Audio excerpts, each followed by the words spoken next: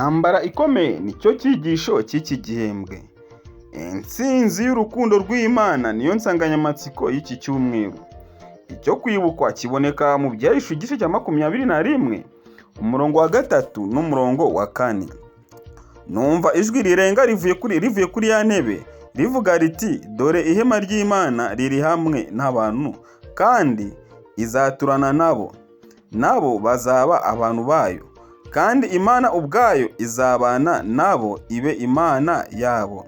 Izahanagura amarira yose ku maso yabo, kandi urupfu ntiruzabaho ukundi, kandi umuborogo cyangwa gutaka cyangwa kuribwa ntibizabaho ukundi, kuko ibya mbere bishize.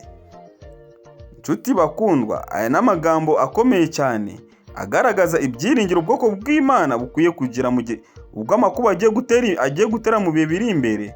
Ariko ubwoko bw'Imana bukwiye kugira ibyiringiro, kuko igihe kizagera amakuba ashire. Isi tubamo y'akababaro, igihe kizagera akababaro gashire. Imana iratubwira ngo izahanagura amarira yose ku maso, amarira twarize yose Imana izayahanagura. Iyi ngingo y'uyu munsi iravuga ngo ibyiringiro mu gihe cy'amakuba. Ibyiringiro mu gihe cy'amakuba. Tugiye gusoma Ibyahishuwe igice cya 22, umurongo wa 11 ndetse n'umurongo wa 12. Dusome muri Daniyeli igice cya 12, turebera hamwe umurongo wa 1 n'umurongo wa 2. Dusome no mu gitabo cya Yeremiya igice cya 30, umurongo wa 5. Dusome kugeza ku murongo wa 7.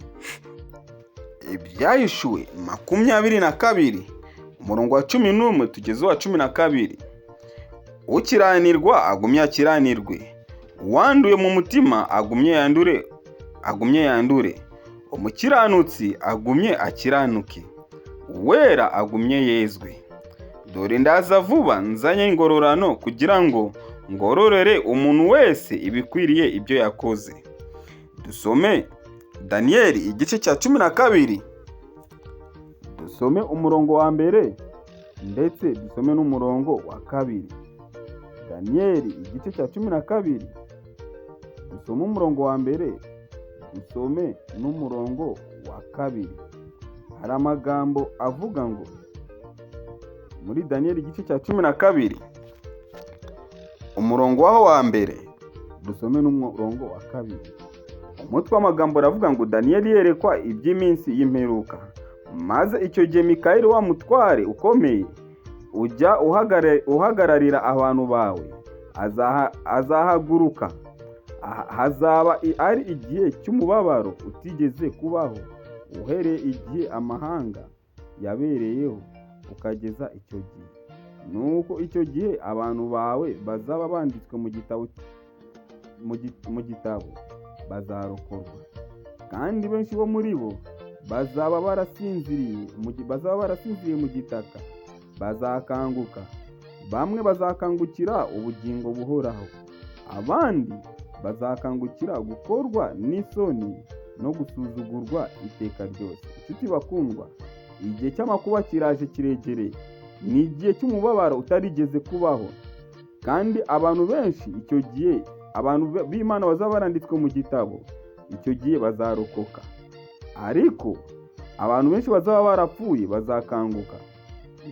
Ibyiringiro birimo nuko abazaba barasinziriye bakiranutse bazakangukira guhabwa ubugingo buhoraho.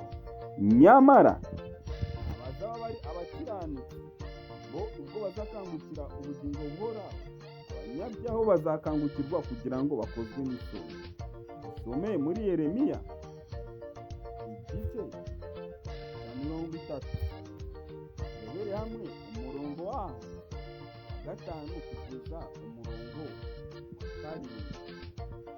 Yeremiya igice cya 30, turebere hamwe umurongo wa 5 tugeze umurongo wa 7. Hari amagambo avuga ngo, amagambo aboneka muri iki gitabo cya Yeremiya igice cya 30, umurongo wa 5 kugeza wa 7, haranditse ngo, uku niko Uwiteka avuga ati, twumvise ijwi rizanywe n'umushyitsi n'ubwoba, n'iry'amahoro si iry'amahoro. nimubaze noneho murebe ko hari umugabo ugira ibise byo kubyara. None se ni iki gituma umugabo wese yifata mu mugongo nk'umugore uri ku nda, mu maso hose agasuherwa? Ayi, uwo munsi urakomeye, nta wundi umeze nkawo. Ni igihe cy'umubabaro wa Yakobo, ariko azakirokokamo. Nshuti bakundwa, iki ni igihe cy'umubabaro umeze nk'uwa Yakobo, ariko azakirokokaho. Ibya Yakobo tubyibuke. Nyamara nshuti bakundwa, umuntu w'Imana, umukiranutsi w'Imana, iki gihe nubwo kizaba ari igihe cy'umubabaro cyane, ariko abakiranutsi b'Imana bazarokoka. Ntago iki gihe cy'amakuba kizabatera ubwoba, ko bazaba bizeye Kristo, kandi Kristo Yesu azaturinda. Rero irangira ry'igihe cy'imbabazi kizakurikirwa n'igihe cy'umubabaro utigeze kubaho, uhereye igihe amahanga yabereyeho ukageza icyo gihe. Ibyahishwe 16 hagaragara ibyago 7 biheruka bizasukwa ku isi yacumuye. Ariko nk'uko byagenze ku byago byageze kuri Egiputa, ubwoko bw'Imana ntabwo buzagerwaho n'ibyago. Nshuti bakundwa, no muri iki gihe cy'imperuka ibyago bizatera isi, ubwoko bw'Imana ntabwo ibyo byago bizabugeraho. Zirikana isezerano ryo muri Daniyeli, nuko icyo gihe abantu bawe bazaba banditswe mu gitabo, bazarokorwa. Ibi bishobora kuba byerekeza ku gitabo cy'ubugingo. Nyamara igitabo cy'ubugingo abantu b'Imana banditswemo, ibyabo uko byanditswe mu rwandiko rwa Filipi, igice cyaho cya 4 ndetse n'umurongo wa 3, no mu Byahishwe 13:8, ndetse no mu Byahishwe 20:12 n'umurongo wa 15. Niba twarakomeje kuba indahemuka kuri Yesu, amazina yacu ntabwo azahanagurwa mu gitabo cy'ubugingo. Nshuti bakundwa, abazarokoka ibi byago 7 ni abantu b'Imana bazaba banditse mu gitabo cy'ubugingo cy'umwana w'intama watambwe uhereye ku kuremwa kw'isi. Aha rero dusome mu rwandiko rwa mbere rwa Yohana, igice cya 3 umurongo wa 1 tugeze ku wa 3, ndetse dusome no muri Yohana igice cyaho cya 8 umurongo wa 29, nanone na Yohana igice cya 14 umurongo wa 30. Ngo niyihe myiteguro ihagije y'igihe cy'amakuba cyerekeje cyangwa se cyegereje? Imyiteguro ihagije dukwiye kugira ni iyihe? Ubwoko bw'Imana se bukwiye kwitegura kugeza gute? Urwa mbere rwa Yohana igice cya 3 dusome umurongo wa 1 tugeze uwa 3. Hari amagambo yanditseho avuga ngo, umutwe w'amagambo aravuga ngo abana b'Imana n'abana ba Satani abari bo. Nimurebe urukundo ruhebuje Data wa twese yadukunze, rwatumye twitwa abana b'Imana, kandi niko turi. Nicyo gituma ab'isi batatumenya kuko batayimenye. Bakundwa, ubu turi abana b'Imana, ariko uko tuzamera ntikurerekanwa. Icyakora icyo tuzi nuko Yesu niyerekanwa tuzasa nawe, kuko tuzamureba uko ari. Kandi ufite ibyo byiringiro muri we yiboneza nk'uko uwo aboneye. Nshuti bakundwa, kugira ibyiringiro muri Kristo nibyo bizadufasha muri iki gihe. Igihe kigoranye cy'amakuba, ubwoko bw'Imana bukwiye kuba bufite ibyiringiro muri Kristo, kuko twizeye neza amasezerano Kristo yadusezeraniye. Aya masezerano ni meza, kandi n'amasezerano azatuma buri muntu wese yishimira kubana na Kristo. Ubwo rero kugira ibyiringiro muri Kristo ni ikintu cy'ingenzi cyane mu mibereho yacu ya gikristo muri iki gihe cy'amakuba kitwegereje. Dusome Yohana igice cya 8 turebe umurongo wa 29.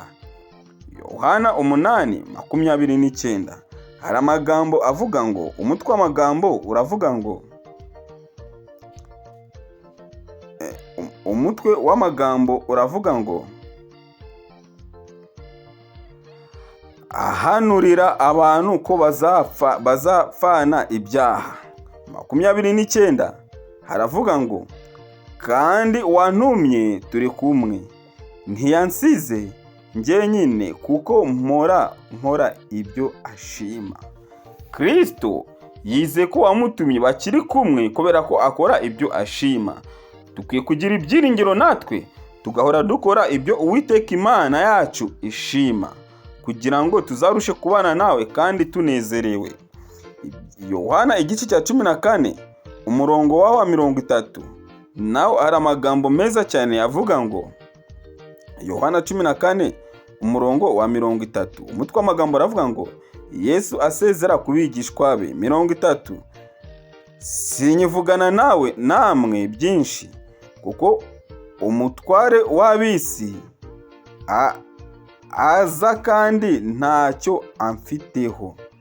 Sinyivugana namwe byinshi kuko umutware w'ab'isi aza kandi ntacyo amfiteho.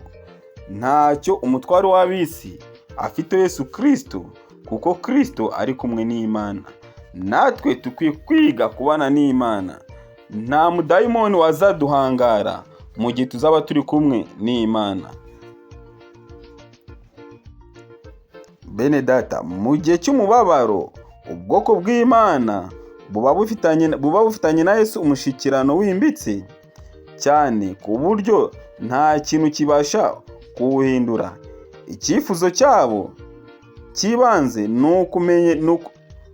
ukumunezeza muri byose, kugira ngo binyuze mu murimo wa Mwuka Wera bazabe batunganye nk'uko nawe atunganye. Mu mutima wa Kristo nta kintu na kimwe cyarimo cyo gukurikiza ibishuko bya Satani. Natwe dushobora kugaragaza iyo mico ye. Dukwiye kugaragaza imico ya Kristo, kandi birashoboka. Icyo dusabwa gusa ni ukwirukana imitima yose cyangwa se kwirukana umwuka wose wadutera kugomera Imana, ahubwo tukarushaho kugirana umushikirano na Kristo. Tujye gusoma Zaburi ya 27 umurongo wa 5 ndetse na Zaburi ya 91 umurongo wa 1 tugeze wa 11, ndetse tewe no mu Byahishuwe igice cya 3 umurongo wa 10 turebe ndetse kugeza ku murongo wa 12 ngo naye masezerano y'ibyiringiro Imana iduha mu gihe cy'umubabaro.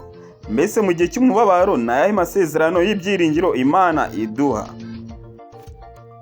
Zaburi ya 27 turebe umurongo waho wa 5 haranditse ngo, Zaburi 27 umurongo waho wa 5 haranditse ngo,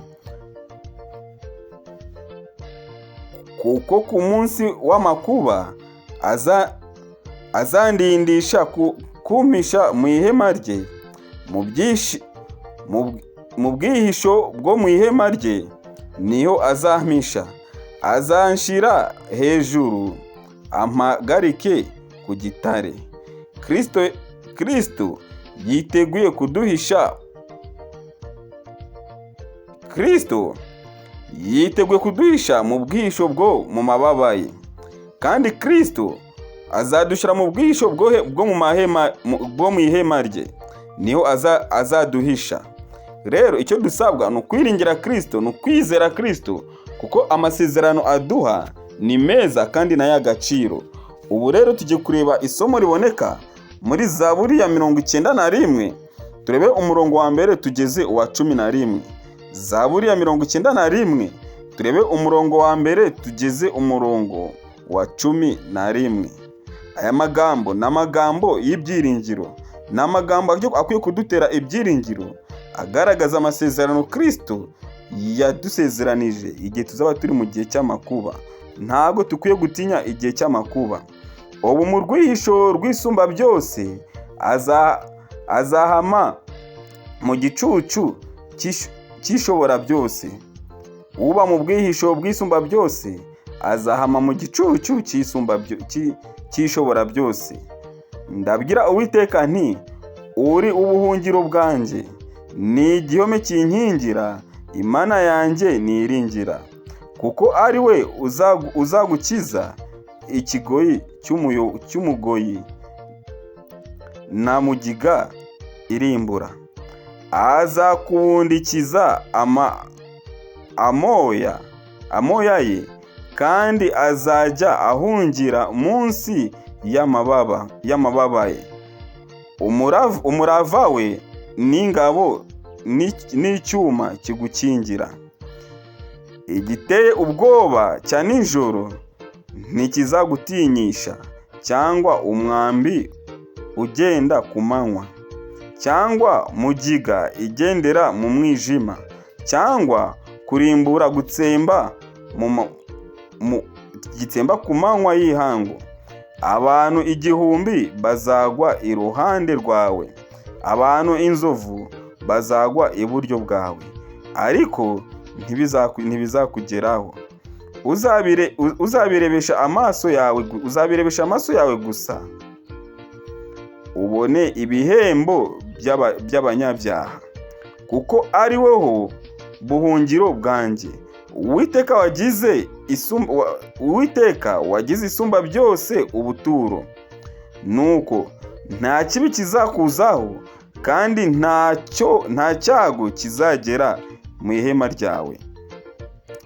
Kuko azagutegekera abamarayika be ngo bakurindire mu nzira zawe zose. Nshuti bakundwa, aya ni amagambo y'ibyiringiro Kristo atwereka ibyo azadukorera mu gihe tuzaba turi mu gihe cy'amakuba. Ntabwo dukwiye gutinya igihe cy'amakuba ko twiringiye Kristo. Icyo dusabwa ni ukwiringira Kristo tukamwizera. Ibyo bigoye byose azabana natwe. Iki gihe kitwegereye hano cy'amakuba ni igihe gikomeye cyane, aho abantu benshi bafite ubwoba ko ibigiye kuzatera ku isi. Ariko Kristo yadusezeraniye yuko azabana natwe. Icyo dusabwa gusa ni ukumwizera. Kumwizera nibyo dukwiye kuba agaciro, maze tukarushaho kubana na Kristo udukunda.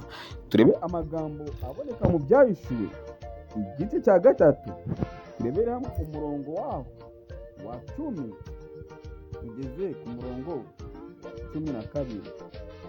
Byahishuwe igice cya 3 umurongo wa 10 tugeze uwa 12. Aranditse ngo, umutwe w'amagambo uravuga ngo, urwandiko rwandikiwe ab'i Filadelfiya. Umurongo wa 10, uko witondeye ijambo ryo kwihangana kwanjye, nanjye nzakurinda igihe cyo kugerageza kigiye kuza mu bihugu byose, kugerageza abari mu isi. Ndaza vuba. Komeza ibyo ufite, hatagira ugutwara ikamba ryawe. Unesha nzamugira inkingi yo mu rusengero rw'Imana yanjye, kandi ntazasohoka ukundi. Nanjye nzamwandikaho izina ry'Imana yanjye n'iry'ururembo rw'Imana yanjye, ari rwo Yerusalemu nshya izamanuka iva mu ijuru iturutse ku Mana yanjye, kandi nzamwandikaho izina ryanjye rishya. Nshuti bakundwa, Kristo aduteganyirije byinshi byiza. Kristo mu gihe cy'amakuba azabana natwe. Cyo gutinya amakuba, kuko amasezerano yadusezeranyije harimo n'uko azaturinda mu gihe cy'amakuba. Ibyiringiro dukwiye kuba dufite ni uko tuzahindurwa bashya. Nyamara hari bamwe bumvise nabi igitekerezo cyo kubaho mu bihe by'umubabaro hatariho umuhuza. Yesu areka kuba umuhuza mu buturo bwera bwo mu ijuru, igihe buri wese yamaze gufata icyemezo giheruka cyo kuba mu ruhande rwa Yesu cyangwa kuba mu ruhande rw'urwanya Yesu. Ahangaha rero nibwo Kristo areka kuba umuhuza. mu buturo bwera bwo mu ijuru. Mbese nshuti, wowe umaze gufata uruhe ruhande? Ese urashaka guhitamo kuba mu ruhande rwa Kristo cyangwa urashaka kujya mu ruhande rw'urwanya Kristo? Guhitamo ni uyu munsi. Numva ijwi ryanjye uyu munsi, ntiwinangire umutima. Uko niko Uwiteka avuga. Ariko ibi ntibisobanuye ko tuba turi twenyine. Muri ibi bihe twiringiye imbaraga zacu gusa. Yesu yadusezeraniye ko buri gihe azaba ari kumwe natwe.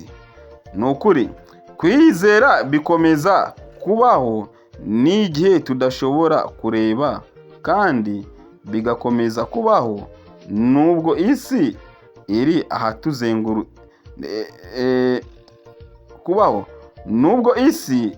ahatuzengurutse yacagagurikamo ibice. Nyamara mu gihe cy'umubabaro kwizera kwacu kurakomera, kandi kwifuza iby'iteka ryose kukiyongera, kugira ngo icyifuzo cyacu rukumbi kibe icyo kuzabana na Yesu iteka ryose.